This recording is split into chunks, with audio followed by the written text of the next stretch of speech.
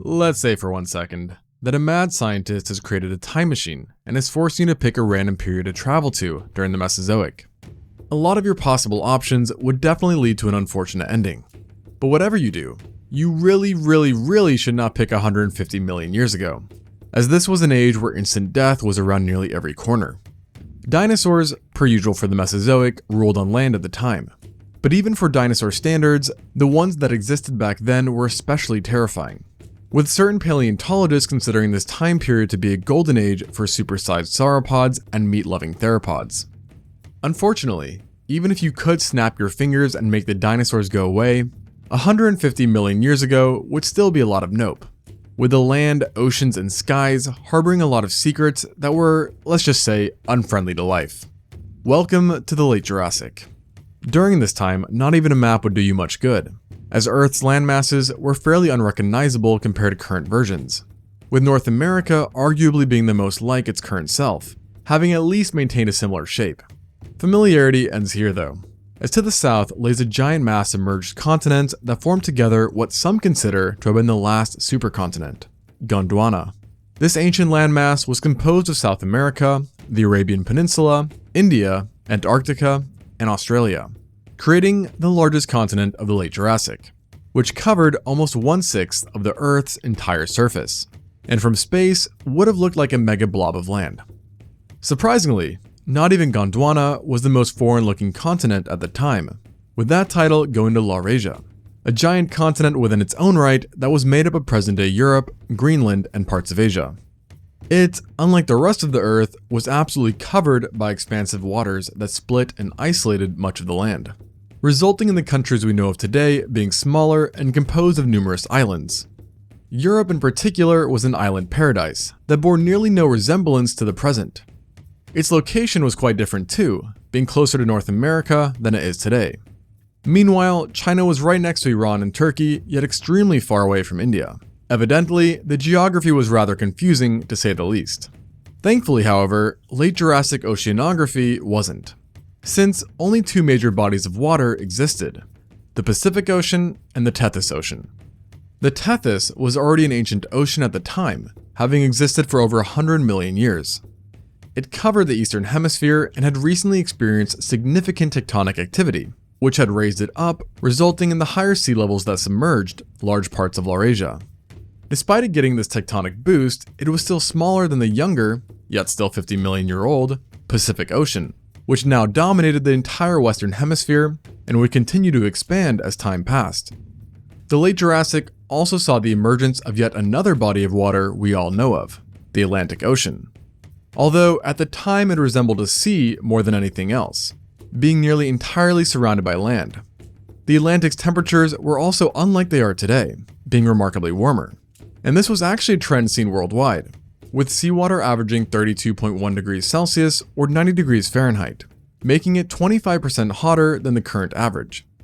Even in the deepest parts of the Pacific, temperatures were still considerably warmer, hovering around 17 degrees Celsius or 63 degrees Fahrenheit, akin to tap water. This heightened temperature is often attributed to the increased tectonic activity of the time, which would have led to very active volcanoes, thus spewing massive amounts of CO2 into the water. Currently, paleontologists are actually aware of a few of these now extinct volcanoes, one of which is Earth's largest known volcano, Tamu Massif.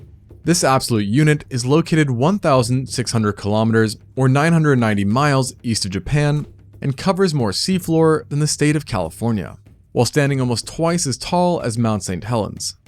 During its active life, Tamu Massif would have made the oceans more acidic and heated up the atmosphere, leading to warmer conditions on land as well. In fact, 150 million years ago was most likely just about the warmest period in the entire Jurassic, with an average daily temperature of 20 degrees Celsius or 68 degrees Fahrenheit, nearly 15% warmer than today. With this heat, Earth was experiencing climatic conditions that it hadn't for nearly 50 million years, with both the northern and southern hemisphere witnessing significant amounts of dry biomes, including deserts and savannas, which could be quite harsh on animals, considering that most also had distinct dry seasons, where severe droughts were not unheard of. Towards the equator, things got a little less cutthroat, as drier ecosystems gave way to lush expansive tropical forests that covered the vast majority of North Africa. However, the most toned-down conditions were not found there either, rather near and within the polar regions, since back then they were not brutally cold tundras, but rather temperate biomes similar to modern-day Central Europe. The polar regions were so much warmer back then that they didn't even have ice sheets or glaciers, and as a result, life was absolutely plentiful. And even in the harsher arid climates closer to the equator, life still found a way, with the richest known formations actually hailing from these brutal areas. Dinosaurs in particular thrived, and were enjoying a level of diversification never yet seen. Of all the groups lumbering around, Therapods, Sauropods, Neornithischians, and armored dinosaurs were the most established, with multiple species from each group often being found within a single ecosystem, resulting in a chaoticness rarely seen during the Mesozoic. This is perhaps best demonstrated by the Morrison Formation, which was an expansive North American biosphere that spanned across 13 states and was composed of arid savannas, forests, and shrubland. So far, over 40 dinosaurs are known to have resided there, including at least 10 different theropods, nearly all of which were big enough to hunt human-sized animals. Yet, unlike the Cretaceous, the Morrison's most dominant carnivores were not tyrannosaurs, who had yet to evolve. Rather, Allosauridae. The most abundant of them all was the Allosaurus, typically dubbed the Lion of the Jurassic thanks to its striking appearance. It was a nearly unstoppable predator who sported razor-sharp teeth and a blood-inducing slashing bite that allowed it to hunt a wide range of herbivores. Studies have suggested that it may have even hunted in packs as well. But whatever the case, it undeniably dominated the lands, accounting for 75% of all carnivore remains. With such numbers, you'd expect it to be a small yet plentiful creature. But no, Allosaurus was a giant by current standards, with adults weighing an average of 1.7 tons and measuring 8.5 meters or 28 feet in length. This comfortably made it one of the biggest predators around. But remarkably, even it wasn't the biggest terrestrial predator on Earth, with that title going to the Saurophaganax, which happened to live in North America as well. This, like the Allosaurus, was a member of the Allosauridae family, and could weigh up to 5 tons, equivalent to nearly 4 adult giraffes. In addition to classification, it was similar to the Allosaurus in many ways, both possessing robust arms, sharp claws, serrated teeth, and distinct crests, but yet differed in the shape of its vertebrae and obviously body size. Alongside these two, there were still more carnivores who called the Morrison Formation home, with the most well-known ones including the Ceratosaurus, Torvosaurus, and the mysterious Edmarca rex. Both of the latter were Megalosauridae, and were also again gigantic, being more comparable to the Saurophaganax than other carnivores, with large specimens of Torvosaurus weighing around 4 tons, while the Edmarca rex could have weighed just as much as the Saurophaganax. On the other hand, Ceratosaurus, while ferocious, was a large step down from the giant carnivores mentioned, with large adults being similar in weight to polar bears, so obviously still not small by any means. Regardless, many still consider it to be the underdog of the Jurassic, overlooking its agility and deadly bite that made it a highly successful predator. And most also forget that giant size was the exception, not the rule, since most Morrison predators were medium-sized like the Ceratosaurus or even smaller. For example, troodontids and early primitive relatives of tyrannosaurids made up the bulk of these smaller carnivores, who seldomly stood above a human's waist in stature. This may make you wonder how such small carnivores stood a chance in an ecosystem ruled by behemoths. And the answer is simple: niching. Instead of contesting and competing with each other, predators would just occupy different ecological niches, which is exemplified by Ceratosaurus and Allosaurus, with the former being found near bodies of water, whereas the Allosaurus preferred open terrestrial spaces. This helped keep the peace in a theropod-rich environment. But peace was not always possible, as North America and much of the Earth were subjected to severe droughts that drove nearly all to violence, with fossilized remains indicating extreme amounts of cannibalism, theropod-on-theropod violence, and scavenging. It was during these moments that being smaller was an advantage, because it meant much less calories were needed to survive. And this of course applied to small herbivores as well, which were mainly made up of Neornithischians. More than 5 kinds are known from 150 million years ago, but a couple of the more common ones would have been the cougar-sized Dryosaurus and the larger Camptosaurus that weighed about half a ton. Despite their size differences, both had similar diets composed of ground-level plants, and the two also tragically shared a lack of defenses, with speed being their only real Plan A, Plan B, and Plan C, for that matter. This problem, however, was not at all common for other herbivores, as many became ruthless themselves in order to ward off theropods, like the iconic Stegosaurus, who happened to also be the largest non-sauropod you could find, with exceptional adults reaching 9 meters or 30 feet in length and weighing 5.5 tons. Not to mention, it also had a thagomizer, which while may sound funny, would have felt terrible for potential predators, as this was the large bony spikes attached to the end of its tail, turning it into a potent weapon individuals could use to pierce the bone of attacking carnivores, as evidenced in fossils by one unlucky Allosaurus. And Stegosaurus wasn't the only herbivore with a good theropod deterrent in these lands, as fresh on the scene was Murapelta, one of the oldest known Ankylosaurs. It was considerably smaller than its later relatives, with adults only weighing 562 kilograms or 1,239 pounds. Yet, it did have the trademarked heavy armor that made Ankylosaurs famous, with osteoderms spreading across the entirety of its upper body. These osteoderms varied in size and sometimes had sharpened edges, particularly when located near vulnerable spots. Sadly though, armor was no thagomizer, and numerous remains of this Ankylosaur were found with signs of predation by theropods. Such a fate presumably extended to other existing armored dinosaurs as well, which included another Ankylosaur, the Gargoylosaurus, and the stegosaurid Alcovosaurus. At this point, you may be tired of hearing about so many dinosaurs, but to really drive home the fact that this was one of their golden ages, you cannot forget about the most abundant dinosaurs of them all, sauropods. In fact, 150 million years ago may have been the apex period for this group, as they were typically the most common dinosaurs about, with Camarasaurus holding the title of the most abundant animal in the Western Hemisphere. But it was by no means alone, and a mix of different sauropod families ran rampant, with the two key players being the Diplodocids and the Macronarians. Both of these families were powerhouses with multiple iconic members, some of them including household names like Brachiosaurus, Diplodocus, Supersaurus, Barosaurus, Brontosaurus, Apatosaurus, and the honorable mention Marapunosaurus, which belonged to neither family but was absolutely massive. And in reality, every sauropod alive then, including those unmentioned, were pretty massive, with the smallest weighing 13 tons while the largest sat around 70 tons. Naturally, with such crazy fauna, many have been amazed by the Morrison since its discovery. And yet incredibly, the Morrison wasn't exactly special, as much of the world had similar ecosystems where the same groups of dinosaurs dominated, and in some places, even the exact same dinosaurs could be found. For instance, if you try to escape the Allosaurus, Ceratosaurus, or Torvosaurus by fleeing to Europe, you'd still run into them. While on the flip side, you could also experience some absolutely great sauropod sightseeing in Gondwana, where evidence of Brachiosaurus, Barosaurus, and Camarasaurus were found.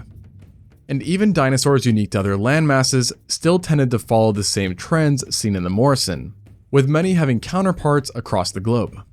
For example, Tanzania had the titanic Giraffatitan, which played a similar ecological role as Brachiosaurus. Additionally, Tanzania also saw the likes of Kentrosaurus, the Stegosaurian counterpart and close relative of Stegosaurus. In Europe, the exact situation is again seen, with sauropods like the Oceanotitan and Stegosaurs like the Centrurus peppering the land. Where Gondwana and Europe differed, however, was that they had a new kind of theropod family not yet seen in North America or anywhere else for that matter, and that is the Carcharodontosauridae, which were partially characterized by high neural spines, proportionally long arms, and long narrow skulls. The oldest and first of them to evolve was the Veterupristosaurus, which resided in Tanzania and weighed up to 1.65 tons, and likely hunted a mix of stegosaurs and juvenile sauropods. Strangely, in China, which wasn't far away from Europe, Carcharodontosauridae weren't found, although they had their very own unique apex predator, the Yangchuanosaurus. Following the trend, this was a monstrous theropod that was nearly as long as the largest Torvosaurus and weighed up to 3.4 tons, making it the largest predator in all of Asia.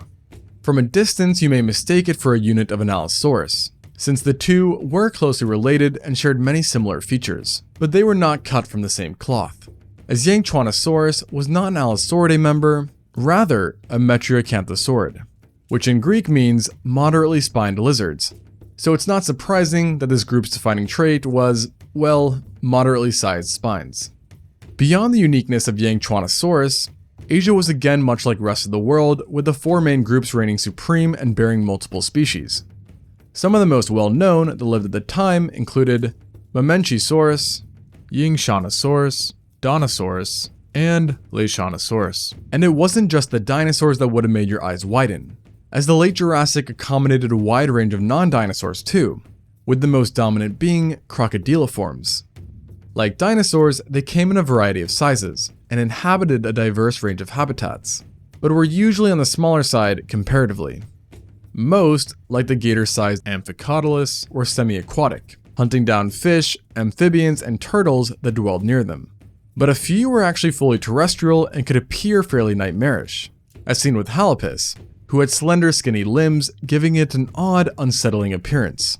Although you wouldn't have to worry, because Halopus was a tiny creature that rarely grew taller than a boot, and mostly stuck to insects and other small prey.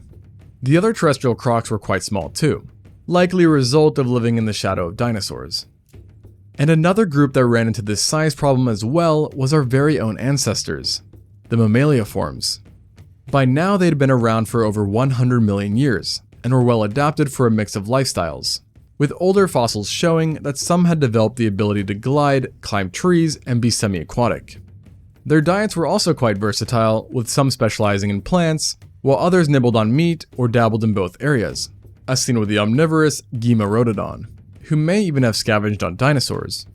Yet, it was still like other Mammaliaforms, which is to say, small, as on average these guys were no bigger than a shrew, making them hard to notice amongst so many titans. Nonetheless, there was a group that wasn't exactly giant but were hard to miss, and these were the Pterosaurs. The Pterosaurs had established control of the skies roughly 80 million years prior to this point and flew mostly unchallenged. Interestingly though, they weren't very populous, as only a few remains from the time are known, yet their bones were geologically widespread, indicating a successful conquest across a significant portion of Earth. Typically, late Jurassic pterosaurs seem to have preferred marine and shoreline habitats where they could fill their stomachs with fish, insects, shellfish, and carrion. It's also been hypothesized that the largest pterosaurs could have actively hunted certain terrestrial creatures, with the biggest pterosaur being Lusognathus. This pterosaur lived in Europe and was a leviathan compared to coexisting relatives, with an estimated wingspan of 3.6 meters or 12 feet, which along with sharp straight teeth could have enabled it to hunt other pterosaurs, considering that most were less than half its size. And as king of flyers, the Lusognathus didn't have much to worry about. Although it wasn't alone, as along with pterosaurs, bird-like dinosaurs had managed to take flight as well. In that day and age, they were still a novelty and very rare, with only one kind being known from that specific era, the Archaeopteryx.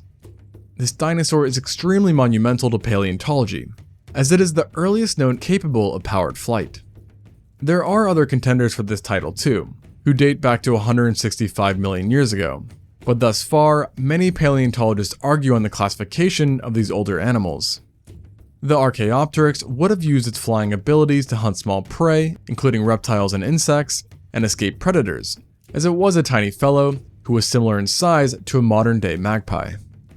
With so much life around you and above you, you probably won't be surprised to know that the waters were home to many as well, with the major difference being that while a lot of creatures on land were wondrous, the oceans and seas were namely home to pure nightmares, notably the Plesiosaurs.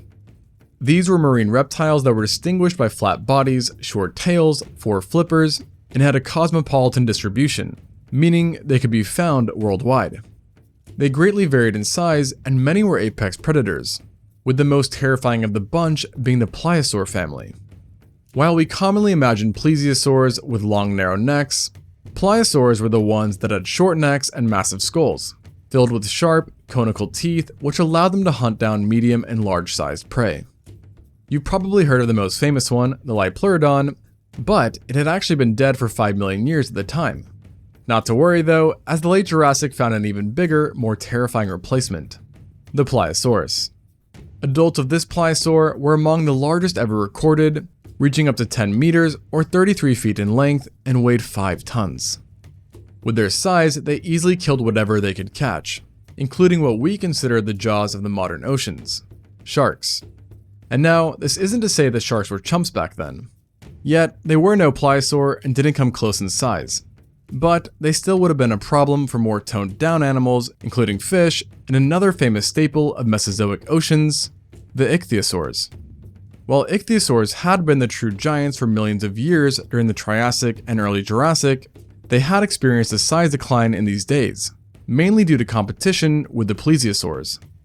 However, this battle definitely wasn't one-sided, as shallow seas and open oceans still had plenty of different Ichthyosaur species that filled different niches and could be up to 7 meters or 23 feet long. Which is crazy to think about when considering that Triassic Ichthyosaurs were sometimes almost 4 times bigger, making them absolutely horrifying to say the least. Don't panic though, as this time period had one more trick up its sleeve to give you nightmares, and that is the Thalattosuchians, commonly nicknamed the marine crocodiles. In reality, they weren't really true crocodiles, rather primitive distant relatives, though they did superficially resemble modern crocs, with the biggest difference coming from their limbs and tails, which in certain members had evolved into flippers to provide locomotion. Like many other animals, these marine crocs were found globally and in some locations were apex predators. They had compressed and serrated teeth that allowed them to shear chunks of flesh off prey, which consisted of fish, ichthyosaurs, small plesiosaurs, and turtles. The 2 largest living members, Dacosaurus and Machimosaurus, may have hunted large animals too. And coincidentally, Machimosaurus was actually the largest marine croc we know of, with adults being equal to the largest ichthyosaurs in length, and giving potential time travelers just one more reason to avoid Earth 150 million years ago.